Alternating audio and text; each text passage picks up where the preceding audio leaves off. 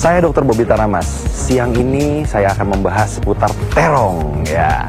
Pasti pemirsa di rumah suka terong kan?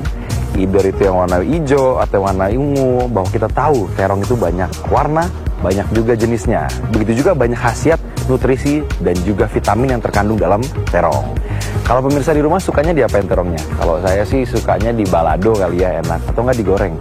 Tapi fakta atau mitos nggak sih kalau makan terong itu bikin lemes? Saya sudah hadirkan bersama kita sekarang Dr. Luis Kartika, spesialis gizi klinis, untuk membahas fakta dan mitos seputar terong. Nggak sabar? Ayo. Dan udah ada Dr. Luis Kartika. Hai dok. Halo Dr. Bobby, baik. Dr. Luis, mitos atau fakta yang menyatakan bahwa makan terong ini bisa membantu sirkulasi pembuluh darah dan jantung, dok? Itu adalah fakta. Fakta? Iya, jadi terong ini mengandung vitamin C, kemudian vitamin B, dan antioksidannya juga kaya, yaitu flavonoid dan juga antosianin ya. Nah, yang kita tahu antosianin ini dapat menurunkan tekanan darah. Jadi, seperti kita tahu kan hipertensi ini atau penyakit darah tinggi itu merupakan salah satu faktor resiko terjadinya penyakit kardiovaskular atau penyakit jantung ya. Betul. Jadi dengan kandungan antosianin ini dapat menurunkan risiko terjadinya penyakit kardiovaskular atau jantung. Nah, kemudian ada penelitian di tahun 2013 yaitu orang-orang yang mengkonsumsi bahan makanan sumber antosianin ini dapat menurunkan risiko terjadinya penyakit jantung itu sebanyak 32%. 30%? Iya. Ini buat pemirsa di rumah nih yang punya masalah dengan gula darah ya, atau bisa kita kenal dengan kencing manis biasanya ya, atau diabetes ya. Kita tahu bahwa diabetes itu ada dua tipe 1, tipe 2. Ada yang kita dapat dengan keturunan, ada yang juga dengan pola hidup.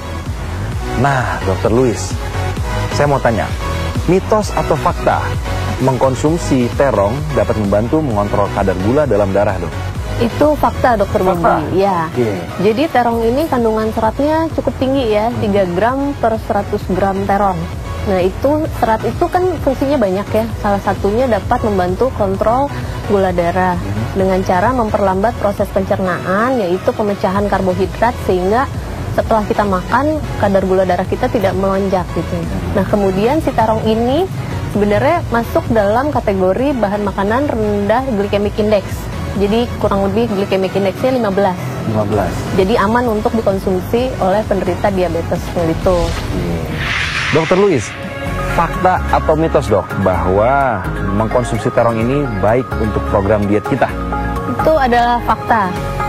Jadi seperti yang tadi kita bahas ya Dr. Bobby, terong ini mengandung serat yang cukup tinggi, yaitu kurang lebih 3 gram per 100 gram terong.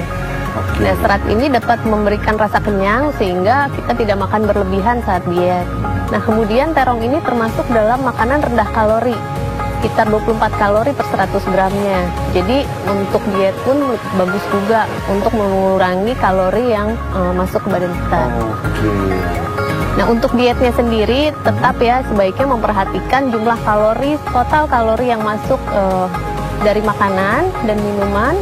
Kemudian untuk diet sebaiknya tetap mengikuti pola gizi seimbang supaya kebutuhan nutrisi kita tetap terpenuhi, dan juga rutin aktivitas fisik atau olahraga supaya badan kita tetap bugar dalam menjalankan diet, Dr. Bobby. Mengupas fakta dan mitos berikutnya, kita akan menyinggung masalah ginjal. Gagal ginjal ini kan kita ketahui bahwa penyakit yang lumayan serius ya di Indonesia ini ya.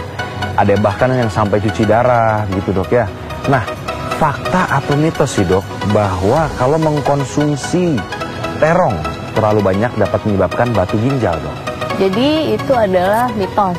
Sebenarnya tidak ada hubungannya antara konsumsi terong dengan batu ginjal. Tapi perlu diperhatikan karena terong ini kandungan oksalatnya cukup tinggi, Dr. Bobby.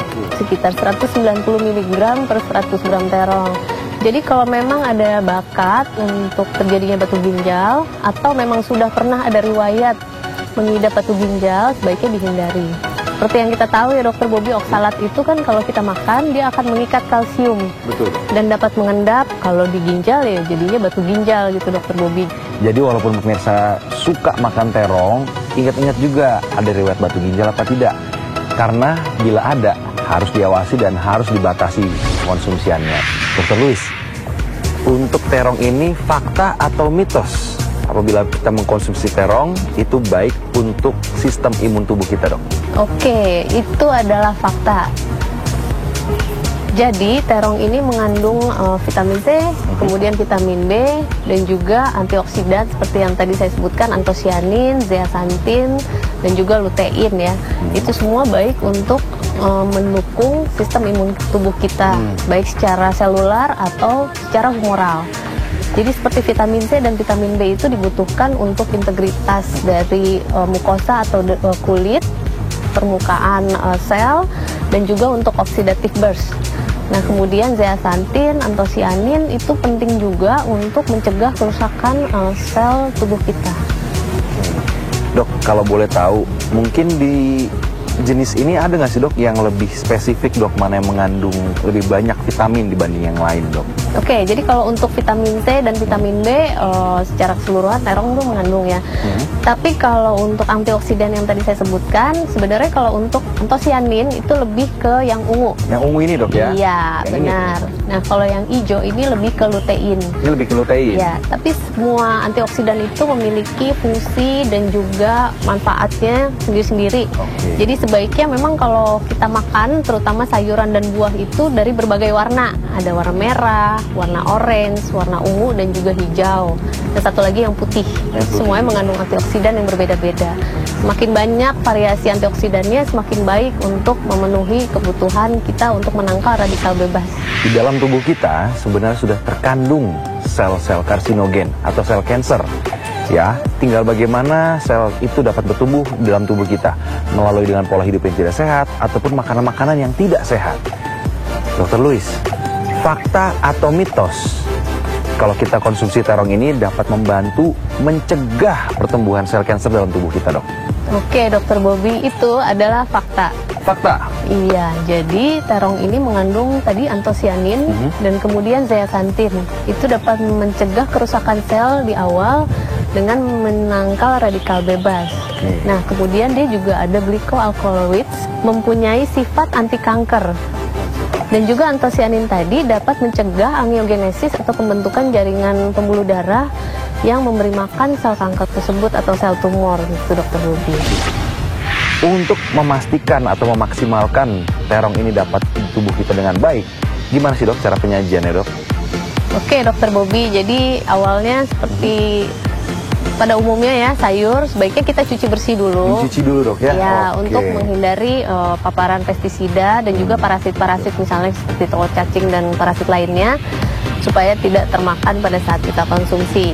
Nah, kemudian bisa diolah, tapi kan kalau di masyarakat nih banyak yang menggoreng ya, Dr. Bobby ya. Sebaiknya kalau menggoreng itu dihindari. Oh, jadi jangan digoreng dulu ya? Ya, bisa dikukus atau direbus, kemudian bisa dipanggang juga.